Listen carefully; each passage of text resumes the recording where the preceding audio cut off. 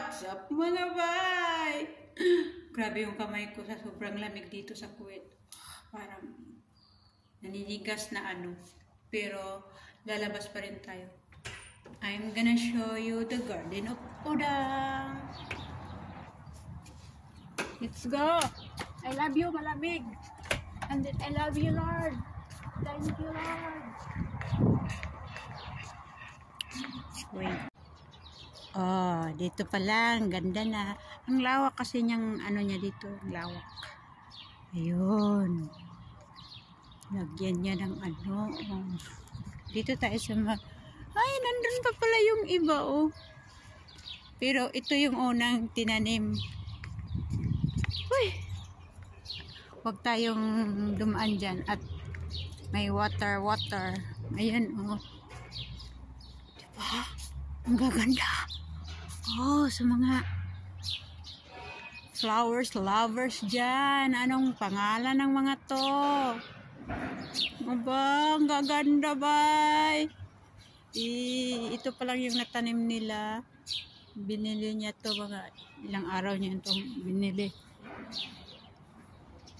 Oh, anong pangalan to? Ito alam ko to. Ito talaga alam ko to. Roses. Different kind of colors of the roses. And then, ano to?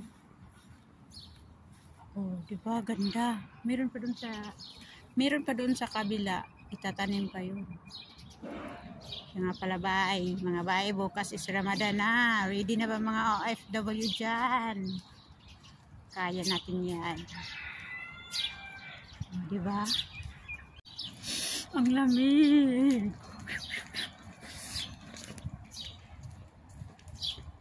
Tingnan natin dito yung hindi pa niya natanim.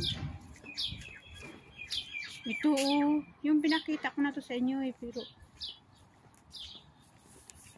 ayan, oh, hahay, ang ganda.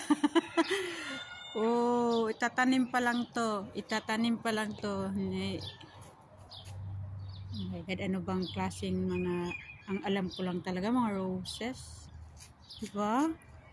Tatanim ito, ang cute. So, yun lang po. At dito ako dadaan sa aking ganito, baka dito nila yan itanim. Okay, intro tayo dito. Magmodel-modelan tayo dito kasi ang ganda ng runaway ni Udang dito.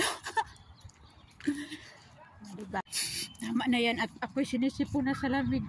Kakain na tayo ng agahan. Let's go, bye. Mga bye. Let's go, kakain tayo.